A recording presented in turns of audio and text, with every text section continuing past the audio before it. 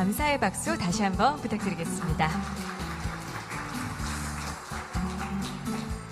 네, 이어서 새누리당 이종훈 의원님께서 수고해 주시겠습니다. 뜨거운 박수로 모시겠습니다.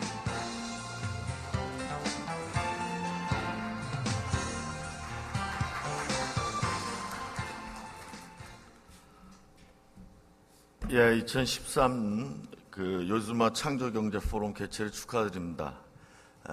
이갈 에럴리 회장님, 그리고 요즈마 펀드 관계자 여러분, 그리고 매일경제신문, 또 미래창조과학부 다 관계자분들의 노고에 감사 인사를 드립니다. 또 특히 아울러 오늘 이렇게 이스라엘에서 오신 댄 샥트만 교수를 비롯한 이스라엘 창조 경제의 리더분들이 한국에 오신 것을 환영합니다. Welcome to Korea. 제가 대한민국의 국회의원으로서 초청받고 이렇게 축사를 하게 된 기회를 갖게 돼서 감사드리고요. 제가 영광입니다. 지난 3월에 요즈마 그룹의 이갈 에럴리 회장님을 제가 모시고 국회에서 작은 세미나를 연 적이 있습니다. 저희 새누리당 경제민주화 실천 모임을 주관해서 했는데, 그걸 인연으로 그 이후에 회장님과 저런 미팅을 가졌는데, 오늘 이런 기회를 그래서 주신 것 같습니다. 여러분도 잘 아시다시피 대한민국의 창조 경제는 저희 한국 경제의 유일한 옵션이자 새로운 도전입니다. 지난 60년간 전쟁 이후에 대한민국은 엄청난 경제 발전을 했고, 그런데 지금까지의 캐치업 이코노미로는 한계에 부딪혀서 창조 경제를 박근혜 대통령이 캐치프레이스로 내걸었고 오늘 이 자리까지 오게 됐습니다. 근데 저는 창조 경제가 우리가 반드시 해야 될 거지만 굉장히 어려울 거라고 생각합니다. 그 말씀을 좀 드리고 우리가 마음가짐을 좀 다시 잡는 그런 기회가 됐으면 좋겠습니다. 첫 번째로 우리가 그동안 너무 잘했기 때문에 어렵습니다. 캐치업 이코노미를 잘했으니까 크리에이티브 이코노미도 잘할 것이다. 저는 그렇게 생각 안 합니다. 도리어 정반대일 수 있습니다. 과거의 성공 신화가 미래의 도전에 오히려 걸림돌이 되기 때문입니다.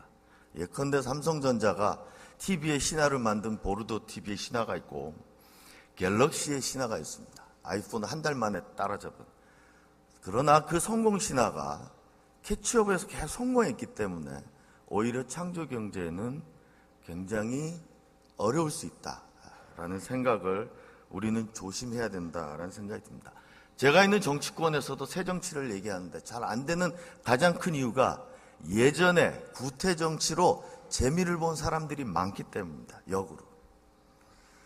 다음으로 저도 지난 3월에 우리 이갈 에럴리 회장님이 저와 같이 한 세미나에서 하신 말씀이 귀에 생생한데, 창조 경제건 벤처 창업이건 간에 제일 중요한 건 생태계 조성이다. 생태계가 어느 대통령이, 어느 CEO가 어느 국가 또는 조직에서 밀어붙인다고 생기는 게 아니지 않습니까? 법 하나 만든다고 예산 갖다 투자한다고 되는 게 아니지 않습니까? 그래서 어렵다는 생각이 듭니다. 생태계와 관련해서 우리가 극복해야 될 몇 가지 요소를 얘기하면 여러분도 잘 아시는 실패를 용인하지 않는 문화입니다. 기업에서는 제가 연구 개발하시는 분들하고 제가 교수할 때 인터뷰를 해보면 결국은 프로젝트 매니저가 자기가 성과를 보여야 되기 때문에, 제 조직의 과도한 성과주의에, 또 그 성과주의에 매몰된 조직은 프로젝트 매니저가 성공을 할 수 있는 가능성이 높은 데 집중해야만 자기가 승진할 수 있습니다. 벤처 창업이나 또는 국가 R&D 투자를 지원한다는 정부 부처에서도 마찬가지입니다. 거기서 성공하는 케이스를 많이 보여줘야만 자기가 승진할 수 있다라는 이런 문화가 존속하는 한 저는 실패를 용인하는 문화는 하자고만 했지 절대 되지 아니라 생각합니다. 우리 모두의 주체가, 경제 주체가 또 조직 내에서 창조 경제를 하는 것 자체가 인센티브가 되게끔 바꿔야 된다라는 생각을 저는 갖고 있습니다. 또 생태계와 관련해서 굉장히 중요한 것은 융합인데, 융합이 이루어진 생태계가 이루어야 되는데 우리나라의 칸막이 문화가 아주 걱정이 됩니다. 저는 경제학자이고 경영학과 교수를 했는데 극히 최근까지 대한민국 대학의 경영학과에서 경제학자가 교수가 된 예가 극히 드뭅니다. 그 정도로 대한민국은 칸막이가 있습니다.